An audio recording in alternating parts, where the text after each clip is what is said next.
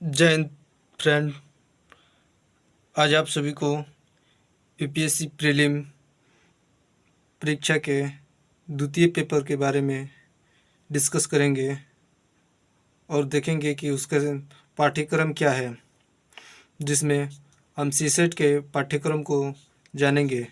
उससे पहले हम यह देखेंगे कि इसमें कुल कितने प्रश्न होते हैं और कितने अंकों का होता है, और एक प्रश्न कुल कितने अंक का होता है। एक प्रश्न 2.5 अंक का होता है, जिसमें 80 प्रश्न पूछा जाता है। 2.5 अंक करके ये टोटल 200 अंकों का होता है। इसके लिए भी 2 घंटे अवधि होती है। इसमें आपको सिर्फ क्वालिफाइंग करना है, यानी आपको इसको 33% ही लाना रहता है। यदि आप 33% ला दिए तो ये पेपर क्वालिफाई हो जाएगा, जिसके लिए हमें कम से कम 80 में से 40-45 क्वेश्चन यदि हम करते हैं तो ये 33%, यदि उसमें कुछ गलत भी 9-10 क्वेश्चन होता है तो हम गेन कर सकते हैं। अब देखेंगे कि इसकी क्या पाठ्यक्रम है।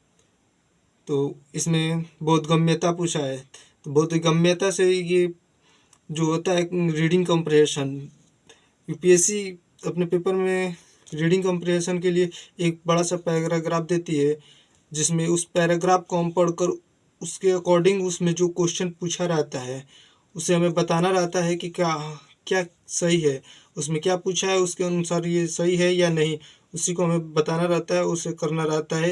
एक पैराग्राफ देगा, उसके बाद से उसमें 2 से 4 क्वेश्चन दे देगा, उसके बाद पूछ लेगा। या कभी कभी एक पैराग्राफ के लिए एक ही क्वेश्चन देता है, कभी कभी 2-3 भी देता है। अब देखेंगे संचार कौशल से हित अंतर व्यक्तिक कौशल,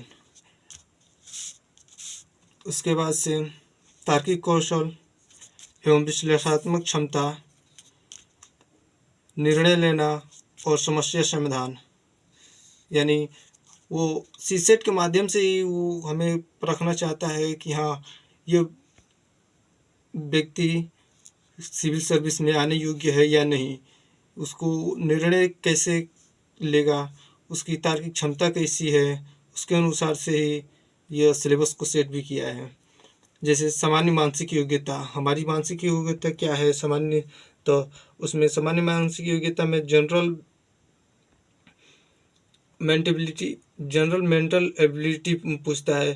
तो उसमें रीजनिंग का आ जाएगा तो उसको हो जाएगा, घड़ी का पूछ लेता है, कैलेंडर पूछ लेता है, बोट स्टीम पूछता है, समय और कार्य पूछता है, पार्टनरशिप पूछता है।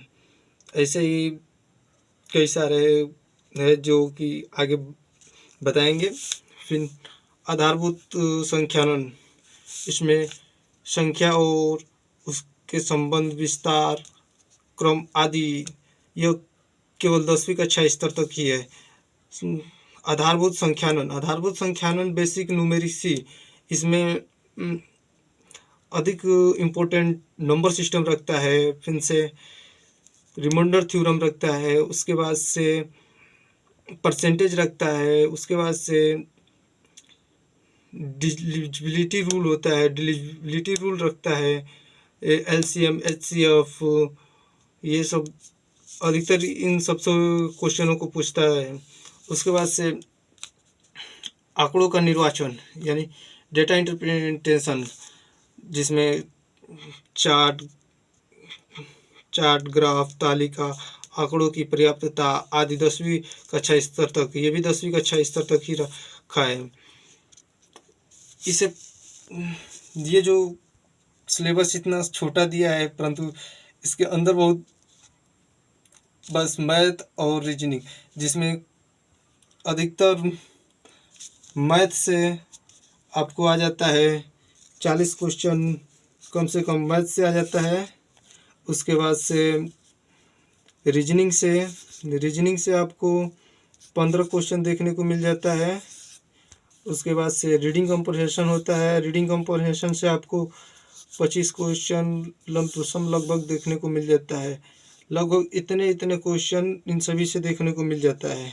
लगभग में है ये सब, लगभग में इतने क्वेश्चन देगा जिसमें आपको 40, 15, 25 कर कर आपको टोटल कितना हो जा रहा है, 80 हो जा रहा है। 5 5 10, 4 4 8,